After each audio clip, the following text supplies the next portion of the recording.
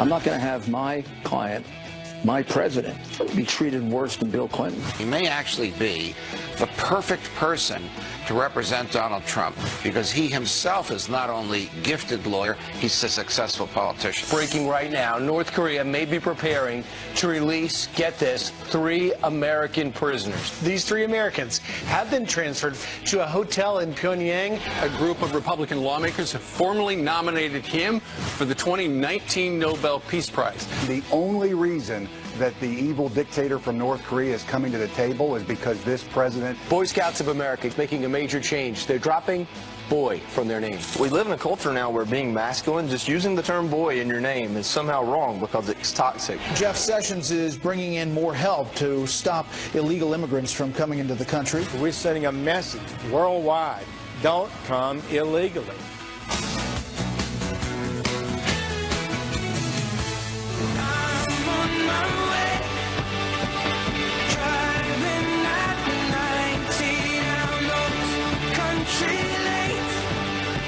Ed Sheeran is getting married soon to his high school sweetheart. That's right. That's right. Yes. Seems appropriate. They've been together forever. Right. I love that. He's always singing about the people he grew up with and back in the olden days.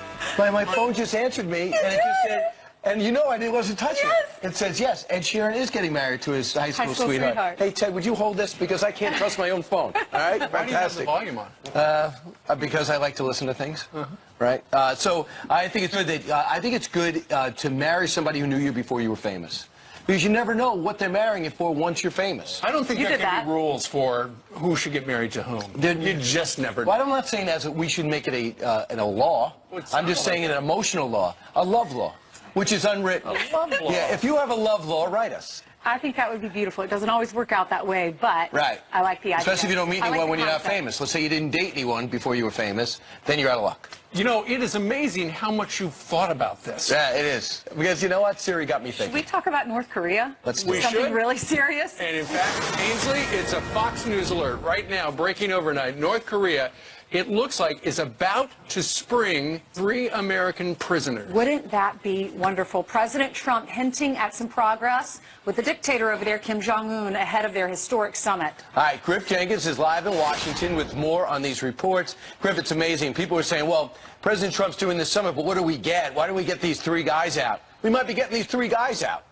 Well, this would be very encouraging news, guys, no doubt. The State Department won't confirm it, but multiple South Korean news organizations are saying 3 Americans have been transferred from a North Korean prison labor camp to a hotel in Pyongyang. They are businessman Kim Dong-chul, sentenced to hard labor in 2016 for espionage. He's been held the longest. Kim Hak-song, accused of hostile acts towards the government last year, along with Kim Sang-duk, who goes by Tony Kim. Both worked at Pyongyang University of Science and Technology, the only privately funded college in North Korea with, get this, largely donations from Christian groups. Now, their release ahead of the president's summit with Kim Jong-un would be a major victory for the administration, who has been advocating for their release, and another concession from the rogue regime, who's already agreed to stop nuclear testing and shut a nuclear test site. As for the timing on the release, well, the president hints in a tweet yesterday, as everybody is aware, the past administration has long been asking for these hostages to be released from a North Korean labor camp, but to no avail. Stay tuned.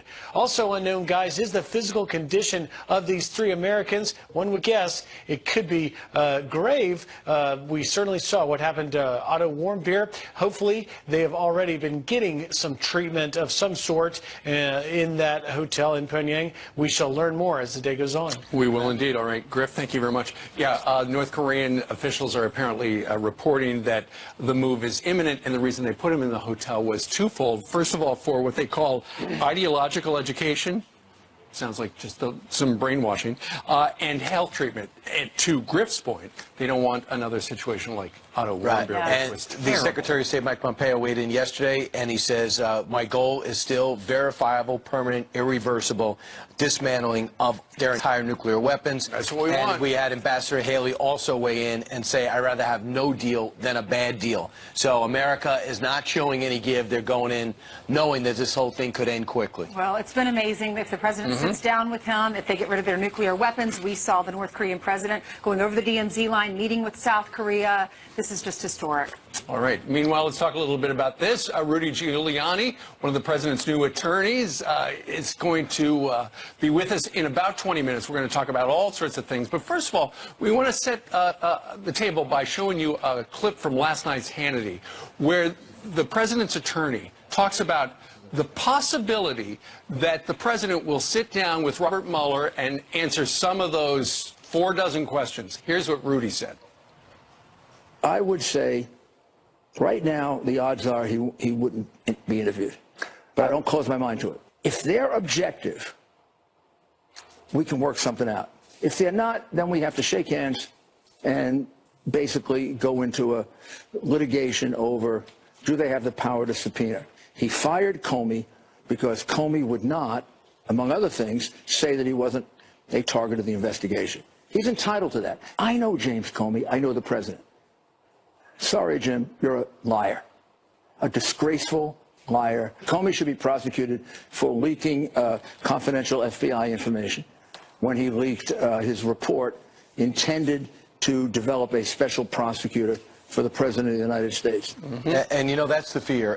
The fear is you sit down with the best client, the most innocent client, and the follow-up questions with 8 attorneys, most, as Rudy pointed out last night, are Democratic attorneys. You sit down and you get caught in something that a skilled questioner might have. And the other thing is, when you talk about I feel, what were you thinking, and those type of questions, it's none of your business. What do you mean, what were you thinking when you fired James Comey? What do you mean, what were you saying when you thought about, told Don McGahn that you think about firing me? I don't know. I'm allowed to do that. I'm a president. Why do I have to tell you what I'm thinking? Also, I don't remember if Paul Manafort told me this. I don't remember if I set up a back channel. That's legitimate. If you saw the chaotic campaign and a businessman trying to become president, nobody said, wow, what a traditional run for the presidency. There were new and old faces. Nobody says you got to dig in on every question and come up with an answer. He said that Mueller was trying to trap the president, that Rod Rosenstein should end the Mueller probe because there's too much government misconduct. And then he said that Bill Clinton was being treated, or did get treated,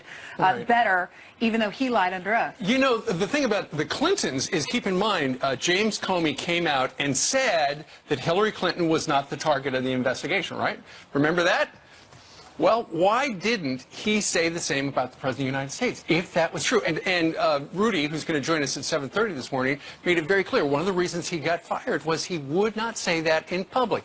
Why the double standard? Also, just keep in mind, the President has the authority to fire anybody in his administration for any reason. And well, why is it? Why does Robert Mueller need to know? Well, I'm doing an investigation. Fine. Go ask, go ask Warren Harding why he took a walk one day. It's up to a president to make his own decision. He was elected, and I don't think he has to answer it. I remember looking at Ronald Reagan after he left office, talking about Iran-Contra. A lot of I don't knows in there.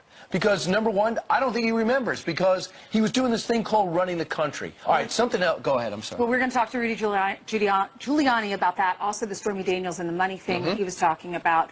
But we do want to get to some other news as well. Yeah, I was talking to Johnny Joey Jones about this. He wasn't a Boy Scout, but he's considering putting his sons in Boy Scouts. And he always thought, with America, he always saw the kid, at least when I grew up, in gym class, wearing a Cub Scout uniform or a Boy Scout uniform, a Weeblo uniform, or, you always saw the Brownie outfits. Now, all of that has been front and center, is in jeopardy. Well, I was a Boy Scout for a long time. My sisters were Girl Scouts, and here is the big news. Of course, we know that the Boy Scouts have encouraged girls to join. Boys and girls will be invited to join starting next year, and also the Boy Scouts dropping the boy part, because they will be an organization for boys and girls, so they got to get rid of the boy part. Here's part of their statement. All right, they said, we wanted to land on something that evokes the past, but also conveys the inclusive nature of the program going forward. We're trying to find the right way to say that we're here for both young men and young women. That's why you have the Girl Scouts. I mean, to put it this way, if the Girl Scouts are falling short, I never heard about that. If the Boy Scouts, are so attractive to Girl Scouts, why wouldn't the Girl Scouts maybe add some of the curriculum in? Why destroy one organization to build up another? Well, I don't understand the big picture. Maybe enrollment, it was at 2.6 million in 2013. Now it's down to 2.3. Maybe they're seeing that decrease in revenue, but that's diabolical. You can't destroy one organization to build up another. But the Boy Scouts have certain programs that the Girl Scouts don't have, and that's why some girls join the Boy Scouts. Nonetheless, What about when they go on camping trips, though? You don't necessarily want that to be co-ed at a young age. I wouldn't think Things so. to think about. they got to work it out. Johnny Joey Jones, who lost both of his legs serving our nation, had this observation about where this debate is going. Being masculine, just using the term boy in your name is somehow wrong because it's toxic. The problem I have with these types of movements, we inch a little bit further every time you hear a headline like this to tell our kids it's not okay to be masculine, regardless if you're a boy or a girl. There's no doubt in my mind that my 2 little nieces can do everything my little boy can do. We live in a culture where you can't ask kids to be tough. You can't ask little boys to be masculine. And I don't understand, what we would gain from a society by continuing to push this way. You know who's upset? The Girl Scouts. They want the boys to stay in the Boy Scouts. They don't want girls to join the Boy Scouts. There's a recruiting issue that I just read about in the New York Times. Let us know what you think about this. I'm sure you all have opinions. My dad was an Eagle Scout. I was in the Brownies. Do you remember that? Yeah, Dad made it all the way through. Right. My sisters sold cookies, and the Boy Scouts sold light bulbs. That We was the sold big difference. so many cookies that we had enough money to take a plane from Spartanburg, South Carolina A to plane? Charlotte. It was 30 minutes, and we went ice skating up in Charlotte. We didn't have enough money after the cookie sales to fly back, so we rented a van. That was my first time ever flying. Wow, that's fantastic. Second grade. Now Boy Scouts are going to be joining Girl Scouts, and they're going to have to sell cookies, which is more pressure on the parents because they don't actually sell them. We all know the parents sell them. By the way, talk about toxic masculinity. That's what we're looking at. The University of Texas has a course on toxic masculinity. They believe it's something that needs to be addressed. I didn't know masculinity was now toxic. All right, it is 7:11 in New York City, and Jillian has some headlines. Good morning to you guys. A lot to talk about and a lot of headlines that we're following, starting with this Fox News alert. A manhunt intensifying for a suspect accused of holding his wife hostage for 3 days. As many as 8 police officers hurt trying to coax him outside when a barn exploded and burst into flames in North Haven, Connecticut. The suspect's wife did escape, but it's unclear how she got away. Police are trying to make contact with the suspect and figure out what caused the explosion. All of the injured police officers are expected to be okay. Investigators are desperately trying to figure out why a military plane took a nosedive into the ground, exploding into a fireball. Just look at this, the disturbing video showing the crash moments after takeoff near Savannah, Georgia. All 9 crew members on board were killed. The cargo plane belonging to the Puerto Rico Air National Guard was on its way to Arizona to be decommissioned. None of the victims have been identified. A teen's hard work is paying off big. Jasmine Harrison, listen up, was accepted to 113 colleges and universities. I'm not kidding. And awarded more than $4.5 million in merit-based scholarships. The North Carolina teen says she's always leaned on her faith. On those late nights when I was filling out applications with my mom, and we just felt like, we cannot do this. We just ended up singing gospel songs together to get through the night. Harrison will attend Bennett College on a full ride. She wants to be a NICU nurse. Well, that was not so many questions for her. Yes, How'd she have time to do that? How many essays did she How have many to write? fees? How many fees? Have the money? Yeah, right? Right. Well, God But bless let's her. not miss the fact that it's very impressive. Like, She got into 115 congratulations schools. for her. That is Unbelievable. Not only that Hats she off got to her. in, right. but the time she put into that. Can I just ask, can we talk about this in the break? Because I have to read a tease, okay? Could I please have Oh, it's someone all do about the thing? Brian. It's not Be about- quiet, Sorry, everyone. enough of Be that, quiet, Jillian, everyone. please. Hey, Deputy Attorney General Rod Rosenstein firing back at House Republicans for drafting articles of impeachment against him. Listen.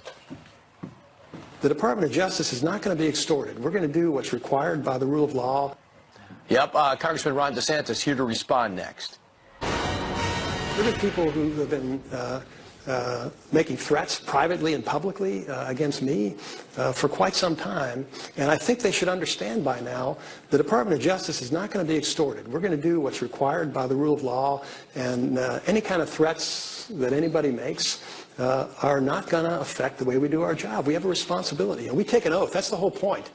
He's meaning we. He also means him. Rod Rosenstein firing back at House Republicans for drafting articles of impeachment against him, which the Freedom Caucus says is a last resort if the DOJ continues to slow walk their document request, as well as redacting things that make some of it incomprehensible.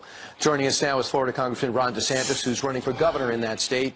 Congressman, how do you feel about the brushback pitch from Rod Rosenstein?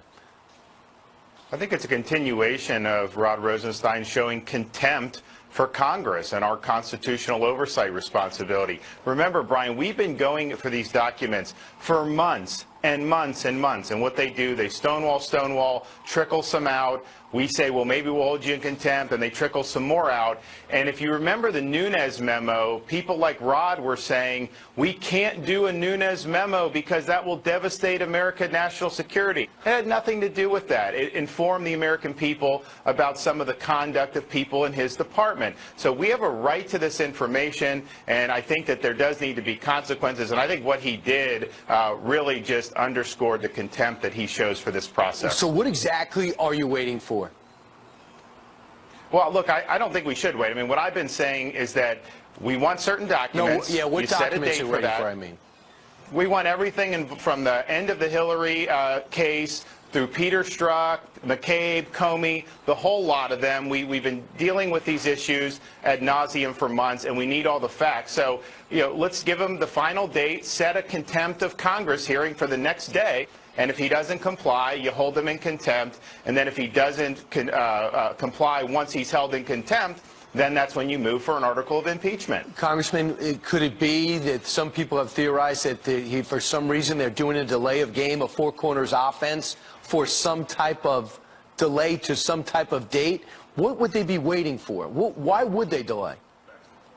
Well, if the election gives Nancy Pelosi the speaker's gavel, you can bet your bottom dollar the Democrats are not going to want to get to the bottom of any of this. So it will totally shut down, and they'll be free and clear. And that's one of the reasons why, you look back at this, Rosenstein really should be recused from this. He appointed a special counsel to deal with Comey's firing that he himself recommended. And then he signed one of the FISA warrants in 2017 that's the subject of this. So he's a part of this, and I think certainly Jeff Sessions should not be recused from this part. So let's get the facts, and let's have some accountability. Congressman, thanks so much. There's your pushback, Rod Rosenstein, your serve. Meanwhile, coming up straight ahead, we have Rudy Giuliani live on our couch. He's going to be on for quite a long time. We'll talk about him taking over the president's legal fight for justice. Just when you thought the list couldn't get any longer, Hillary Clinton adding another excuse why she lost to Donald Trump. Are you a capitalist? And I say yes, but with appropriate regulation and appropriate accountability. That probably gets lost in the, oh my gosh, she's a capitalist. Right. Okay. Here to debate, co-hosts of Fox News Radio's Benson and Harf, Guy Benson and Marie Harf. The show starts May 7th. You guys are going to be going at it in the evenings. Yep. What time? 6 to 8 p.m. Eastern. And do you agree to do that, Marie? Yes. Already, there's a sense of agreement. Do you see that? Bipartisanship. I love it. So let's talk about this. Let's talk about Hillary Clinton. It's a perfect issue for you guys. Again, with another excuse. Guy, does it surprise you, or is she telling the truth? She was running against the socialists to get the nomination, and she was unable to get those people to support her. It does not surprise me, although it is somewhat surprising that in this case she did tell the truth about something, which is she is in this struggle, and so is her party, between left-leaning capitalism and sort of moderate, typical old-school Democrats and hardcore left-wing socialist-leaning Democrats like Bernie Sanders and Elizabeth Warren and Kamala Harris, and I think the ascendant part of her party, and she was never able to really bring those people fully on board against Donald Trump in the general election. So I think that's the struggle that she's talking about here. Marie, she said that she thinks being a capitalist hurt her. What's wrong with being a capitalist in America? I don't know. Ask Bernie Sanders voters. I have no idea how so many people ended up supporting Bernie. He's, first of all, not a Democrat. So for those of us in the party, it was a tough primary. But I think his voters need to take a long and hard look at where they're going in the future. And Guy is right. My party is going through a bit of some growing pains, let's say. I would argue that the part of the party that is actually growing more is the moderate part, right? You saw that in Connor Lamb, Pennsylvania. You've seen that in a lot of the candidates we're running in the midterms. A big question will be who we nominate in 2020, though. And believe me, I do not think that the Elizabeth Warrens of the world are the right people to carry the party forward. Yeah, but the left believes Bernie would have won, right? That's one of the mantras that she said it. So we've heard so much about people, the pundits are saying, well, there's going to be a blue wave come November, and Nancy Pelosi might be Speaker because the Democrats will take control of the House. Marie, there are so many Democrats, though, who are sick of her because she was great for your party at the time, but that was years ago, and it's time to move on and get some new blood. Well, that's what's so interesting. A lot of these candidates running this year have said they won't vote for her as Speaker if the Democrats take the House. About 10 already on the record saying that. And that's unusual. She clearly can still raise money. She clearly still has support among the base.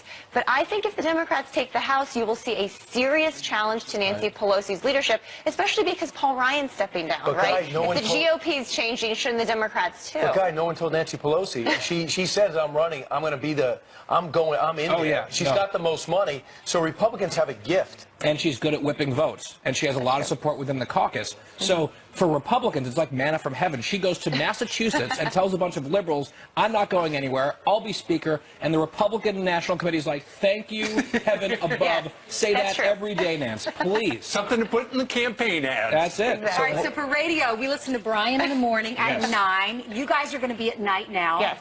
Tell us it's May 7th. What day is Monday. Monday? That's Monday. It's coming Monday. Congratulations. What can we expect? So people can check out bensonandharf.com for all the details about how to listen. And the way that we're describing the show sort of is, and our viewers will be familiar with this, it's kind of like the old Hannity and Combs model, but modernized with millennials. And we're personal friends, so we're going to disagree all the time, but we like each other for now. Yeah. We'll see how it goes. We're going to do mostly politics, but tons of culture, some sports. Like, we're going to branch out a lot of college football. We're both huge college football fans. Big so time. Get ready for this is how we bonded. I'm an Ohio State Buckeye. They might even wear eye black. We don't know. But you stream everything, so we'll be able to watch on television. 100%. So you can't wear jeans and sweatshirts. You have to. Well, we can. It is radio. It's It is radio. But we're excited. I think it's good left versus right. Talking about important issues. It is great. Thanks, you guys. Marie? Yeah, we'll have you on a lot. Thank if you. Ainsley okays it. I okay it. I like She's in charge. Yes, That's right. absolutely. Meanwhile, coming up on the show, President Trump up and tweeting this morning already about Michael Cohen and the payment to Stormy Daniels. Rudy Giuliani is going to tell us all about that. He will break a bunch of news. That's next.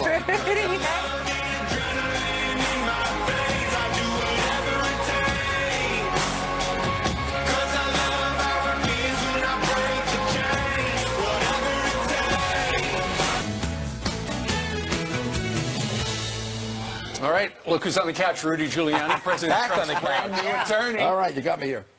Let's start. We're going to talk about Stormy Daniels and that payment, and you're going to break some news on that. But first, let's start with Robert Mueller. You're his new attorney. What are the possibilities that the president will sit down with him for 2, maybe 3 hours tops? Well, that's the amount of time, Steve, that we would allow, only because that's what Clinton got. He got only 2.5 hours, and he fought with them over discovery. We've given them 1.2 million documents. Didn't fight with them over it. Could have. We could have raised presidential privilege, other privileges.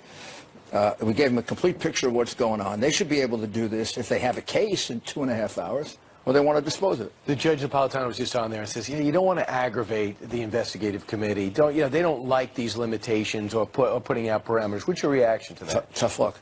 This is the cards we've been dealt. And if you do it for Clinton, I'm sorry. Maybe they like to give us all the things that Clinton got, like the memo written before the interview, like no under oath, right? Like totally making up his mind before he ever interviewed her. And your lawyers in the room, all of whom were witnesses, sitting there making signals at you. And they all got deals. Right. And so we're asking for only one thing, quite reasonable. This is the President of the United States. He's getting ready to negotiate probably one of our most historic agreements since the opening to China. And Nick's another with Iran, perhaps. Yeah, and we got Kim Jong-un impressed enough to be releasing 3 prisoners today.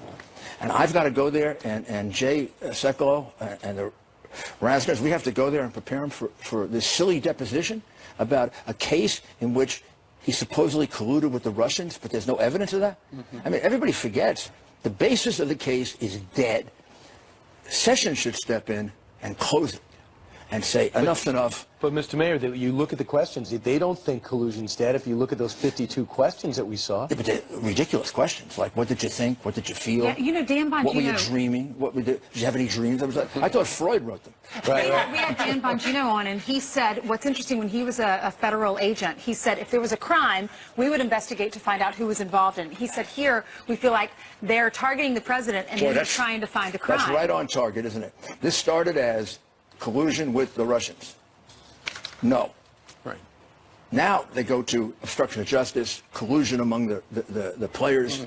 What they're really trying to do is trap them into perjury. Right. So let's talk about. And we're not sorry. So right now it's still up in the air. Let me ask him just one quick question. What are the chances, like 50-50, 40-60, that before they raided a lawyer's office, which will turn out to be an outrageous violation of the attorney-client privilege, before they put out the questions and completely soil the atmosphere, the chances were pretty good.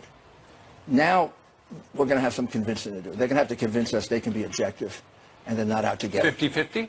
I don't want to put a percentage on it. It's not as good as it was when I first came into it. Is it ultimately going to be up to the president? Is he going to go with your recommendation? No, I mean, yes, he will, I think, but it might not. I mean, a lawyer has to be in a position of making a recommendation. Then you got to go either way. You can't just walk out and huff. So what made a lot of news last night, everything you made, because we haven't seen you in a while, and now you have this prominent position representing the president's legal team that's just been reformed. You got a new lineup out there. You said about Michael Cohen and the private money, Stormy Daniels got paid $130,000. Michael Cohen said, hey, I took this out, I took a loan out to pay it. The president said I didn't know anything about it. You came out last night and said, I looked at the receipts. This was done through private, nothing to do with campaign funds. It was done through a retainer. That's clear as bell. Right, it's been done through a retainer fee, and eventually he got paid back, and he just found out about it just now, and you going through this. So the president tweeted out this morning to further explain, because this ends up being the biggest story of the day and the night. Mr. Cohen, an attorney, received a monthly retainer not from the campaign and having nothing to do with the campaign, from which he entered into through reimbursement. A private contract between two parties known as a non-disclosure agreement, or an NDA. These agreements are very common among celebrities and people of wealth. In this case, it is in full force and effect and will be used in arbitration for damages against Miss Clifford, who's Stormy Daniels. Right. The agreement was used to stop the false extortionist accusations made by her about an affair, despite already having signed a detailed letter admitting that there was no affair prior to its violation by Miss Clifford and her attorney. This was a private agreement. Money from the campaign or campaign contributions played no role in this transaction. I don't think there's any contradiction to that. That's what I said last night. People were indeed surprised, which is why I think this is a tweet that's very valuable, because the president indicates he understood it. He didn't know the details of this until we knew the details of it, which is a couple weeks ago. Maybe not even a couple, maybe 10 days ago. Remember when this came up? October 2016. I was with him day in and day out then. I can't remember the details of what happened. And this was, I know 135,000, and I don't want to, demean anyone, but 135,000 seems like a lot of money. It's not when you're putting $100 million into your campaign. It isn't pocket change, but it's pretty close to it at the end. Last night when you were on with Sean, we were all watching the interview, and I feel sorry for Melania and all of this. It's humiliating. It's embarrassing. No, I don't know if we'll ever really know what happened there, if it's any of our business, to be honest with you. Maybe it is, since he's the president. But something that did stand out to me, I remember when Michael Cohen was interviewed about it, and it seemed like he was saying that he was never reimbursed that $130,000, and now it sounds like the story's changing. Well, he was definitely reimbursed. There's no doubt about it. So why did he say he wasn't? Maybe. First of all, if we had to defend this as not being a campaign contribution, I think we could do that. This was for personal reasons. This was the president had been hurt personally, not politically, personally so much, and the First Lady, by some of the false allegations. That one more false allegation, 6 years old. I think he was trying to help the family, and for that, the man is being treated like some kind of villain. And I think he was just being a good lawyer and a good man. So there were no campaign violations because it was out of Donald Trump's pocket. That makes it nice and clear. But it wasn't for the campaign. Right. It was to save their not their marriage as much as their reputation. So let's go into that. Why was the $130,000 payment given to Stephanie Clifford? That's what they negotiated. But why did the campaign, or why did the attorney pay her the money? What was she alleging? Well, she was alleging, although there's the contrary letter that she signed, that it never happened, that there was a one-time affair. And I think when Cohen heard $130,000, he said, "My God, this is cheap. They come cheap. Let me get the thing signed up and signed off." So in other words, to make it go away rather than fight this allegation. Well, don't you think a lot of these people would pay that when they can? I mean, I can't disclose, I represented clients who paid substantially more than that. Does this happen a lot, like he said in that tweet? When you're wealthy, yeah. Well, first of all, if you're wealthy, you're a target. If you're wealthy, you're a target. I mean, we had a case, very famous person. This woman was a professional. You could do a movie about it. She was a professional that would hit on rich guys, older ones, and then shake them down for a couple $1 million. Right. So you're saying that Stephanie Clifford made these allegations, told Donald Trump's lawyer, look, I'm going to go public. And denied them, and then said it wasn't true. However, imagine if that came out on October 15th, 2016, in the middle of the last debate with Hillary Clinton. So to make it go away, they made this Cohen payment. didn't even ask. Cohen made it go away. He did his job. Right. So I got to bring Michael Avenatti, who represents Stormy Daniels, he wants to get a TV show or something. Yeah, he wants to get a TV he watched show. your interview last night. He said this. The TV show he could get is, Well, yeah, well, ambulance chase. He evidently asked MSNBC for one, and they laughed. He said, "I'm rarely as even MSNBC left." Right? Yes, they did. My God, he says, terrible. "I'm rarely, as your viewers know, rendered speechless, but I'm absolutely speechless at this revelation and admission. This is an outrage. What has gone on here? The American people have been lied to about this agreement. Yeah, well, about the whole investigation is that. And about the reimbursement. This is consistent with what we've been saying for months. This ultimately is going to be proven, and ultimately we're going to come out." He went on to say, "This proves the president will not finish his term." I don't get any of that. What is it? It proves what we've been saying from the beginning. It had nothing to do with the campaign. It was a personal matter. It proves that they're stick-up artists. I don't believe he was the attorney back then. So he's trying to make up for what he thinks, he's trying to make money. Yeah. It turned out, when you look at it, they figured they should have gotten a lot more than $135,000 for it. It should be in the seven figures. And this guy wants to. Is he going to give up his 1/3 of it? I doubt it. Okay. I mean, he's going to take that money and jump in the next ambulance. All right, let's talk a little bit about something else. James Comey, former FBI director, you're at loggerheads with him. Didn't you hire him at some point? Did you have to say that? The president keeps saying that. Didn't you inflict this guy on us to begin with? But you were saying he's a liar and essentially a terrible person. About a terrible person. I think he's a liar. I mean, let's say he lied. McCabe would tell you he lied, his number 2 guy. But it was proven McCabe lied. Well, 4 times, 3 times under oath. Right, and he lied 3 or 4 times. I mean, and also refused to say that the president wasn't a target, when in fact he had done that for Hillary Clinton, completely botched the Clinton investigation. There's nobody that doesn't think his handling that was disgraceful. Now, how he can be put up as a model of credibility, I mean, they're dreaming if they think he'd ever get in court and we wouldn't rip him apart. So the one thing is, what McCabe has said is, I told Comey I'm going to talk to the Wall Street Journal and tell this story, and they say they do that. And Comey says, he's never told me anything.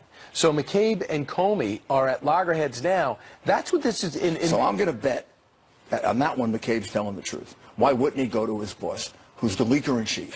Right. Right? Another disgrace. Illegal, by the way. I contend the only crimes committed so far in this investigation are the ones they committed, the government committed. Right. Comey leaked in order to get a special prosecutor. Why wouldn't McCabe go to him and say, what did the president can I do what you did, boss? Can I leak too, illegally and unethically? What did the president say to you after your appearance last night? The president was quite pleased that we're making progress. We're moving along. Much more aggressive than had been. Yeah, well. It's not going to get any less aggressive. Why did you decide to join the team? Because I believe he's one of the best presidents we've ever had. I think we wouldn't be sitting here talking about North Korea, maybe a peaceful resolution without Donald Trump. I think these miserable people who oppose him do not want to give him credit.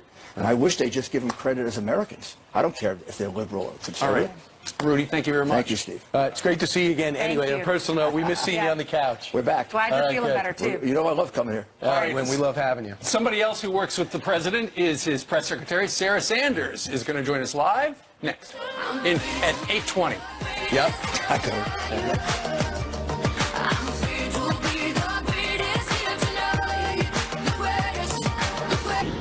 We are back with the Fox News Alert. Listen to this. A manhunt is intensifying for a suspect accused of holding his wife hostage for at least 3 days. As many as 8 police officers have been injured in this massive explosion following an hours-long standoff.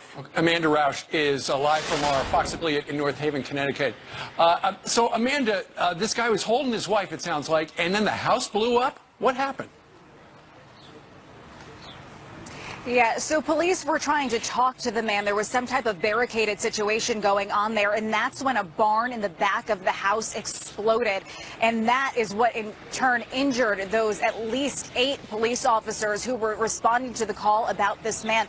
As you had said, the reports are that this man could have been holding his wife hostage inside the house for 3 days. Now, we were told by an official here in North Haven that there are reports that she was able to escape. We are also told by state police that there was a woman who came to the North Haven Police Department reporting a domestic disturbance. We're trying to figure out if that was in fact the wife. We're actually waiting for a state police update right now. We asked point blank when a state trooper came up to tell us that an update was coming if they have this man caught, and the trooper would not say. He said we have to wait for the press person. So of course we are waiting for that. But again, 8 officers injured. A lot of them are at a nearby hospital, Yale New Haven Hospital, and just nearby New Haven. And we're waiting to see where that suspect could be, or if they're even going to give him an ID for right now. Stephen Ainsley. All right, Amanda, thank you very much. Crazy story out of Connecticut. All right. Still to come on this very busy Thursday, we've got all sorts of guests. We have the White House Press Secretary, Sarah Sanders. We have Dana Lash in the middle right there. And we have Bob Massey. They're all here live. And don't call them Boy Scouts anymore. The group now dropping the boy part of that. Our next guest says he's going to use this moment to teach his sons a lesson about truth and reason.